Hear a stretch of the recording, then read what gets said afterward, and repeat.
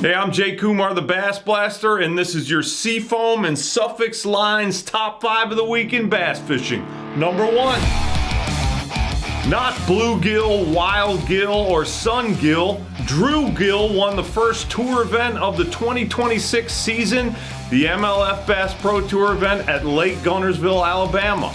Yes, he did get most of his weight pinging a minnow, a brand new minnow. But also figuring out a crankbait bite is kind of what got him the win, because a lot of fish were caught. Now, Guntersville probably is the best bass lake in the country, but it is super early in terms of time of year. It's winter. And even though Alabama wasn't exactly an ice bowl, it was cold. Now, given the time of year and the fish phase, everyone knew how most of the fish would be caught pinging a minnow. Now, I believe most of the forward-facing sonar guys did that in the first period of 3 to max out fresh fish, and then they went shallow.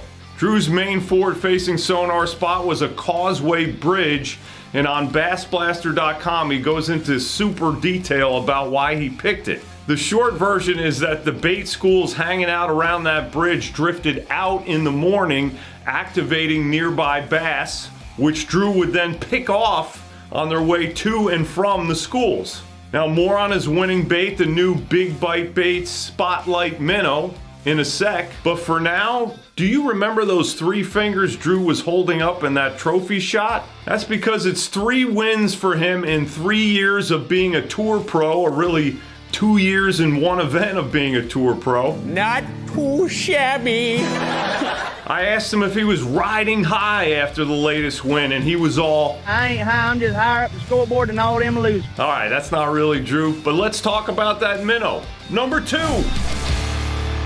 The day the MLF Bass Pro Tour event started at Lake Guntersville, Alabama, the BassBlaster email had a detailed rundown of this new minnow called the Spotlight Minnow, Big Bite Bait Spotlight Minnow, designed by Drew Gill. Then lo and behold, Drew went out and won that event, mostly but not only pinging that exact same minnow. If that don't put the dink in coinky dink. All right, let's take a look at it. Here are the highlights. Full details are at BassBlaster.com.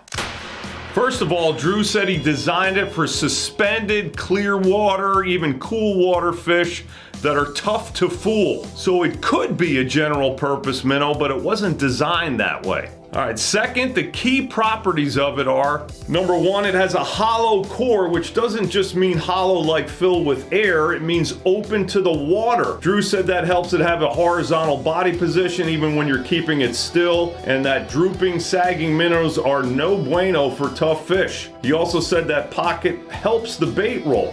Number 2, the tail is 1 degree offset versus the body, which helps the bait get out of balance and roll easier. The tail is also wider than the body, which means it still has action when you move it fast. So if you're moving it fast and then stop it, that tail should be shimmying, and then when you stop it, it should sit there perfectly horizontal, according to him. Well, that's the main juice, but is there more to it than that? Indubitably, sir. Indubitably.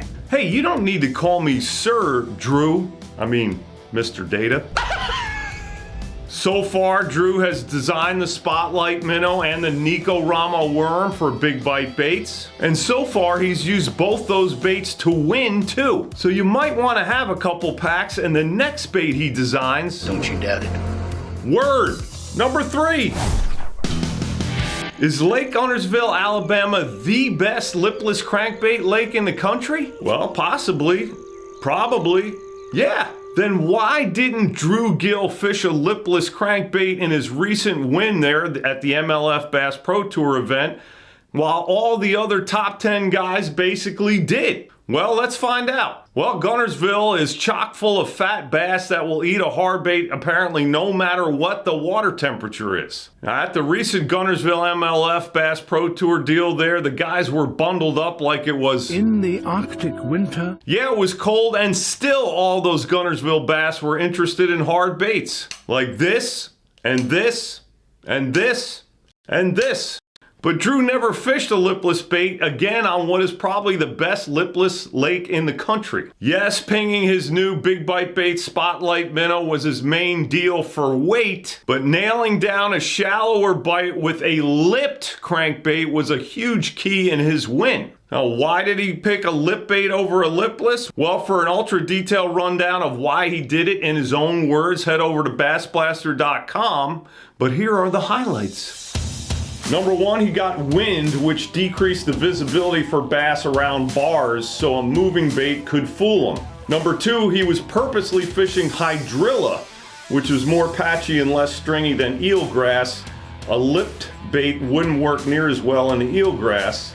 And number three, and I guess most important, he wanted to fish a crankbait that would take what he called the user error out of it as much as possible. He said a lipless bait would have been good if he could have fished it perfectly, but he thought he would have pulled the bait away from the fish too much. Now, he said a lipped bait tracks the plane of the bottom and the grass better, which takes some of the user error out of working the bait away. All right, I think that covers it, man. Don't doubt the Drew. Undoubtedly. Number four. How do you lose less fish with crankbaits? Don't even try it.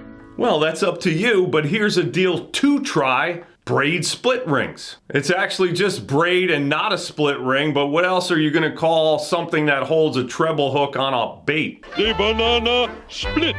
Okay, whatever you want to call it, they're basically what Drew Gill says enabled him to win the Guntersville MLF Bass Pro Tour event. Because holding off the two Jacob W's, Wheeler and Walker, was all down to Drew executing well on his third period crankbait bite on the final day. Now, he said he boated 28 of 29 crankbait bites, and he credited that all to the Braid split rings. Now, here's a video about it he did. It's about jerkbaits, which Drew also fished at the Guntersville tournament, also with Braid split rings. Here's a little from it. There's a few benefits to doing this. You have, essentially reduce weight in the bait. The ability for that hook to twist and spin when a fish jumps and moves in a way that a split ring can't. The other thing is it doesn't sound like every other jerkbait that comes clacking through. You'd be amazed at how much sound underwater those split rings make compared to not having them on there.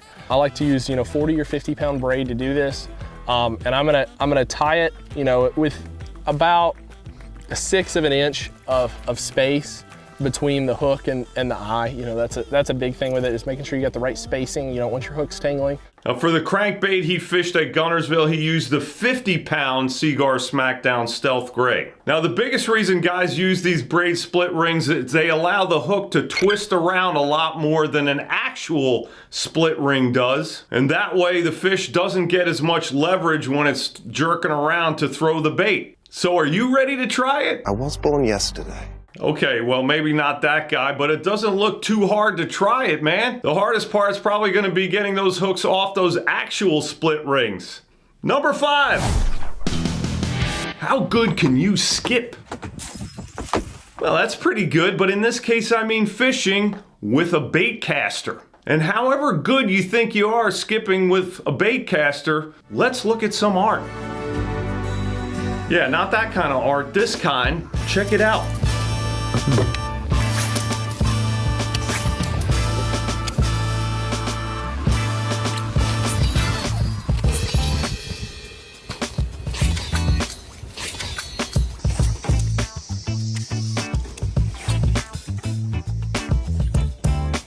Man, that makes me feel like James Brown.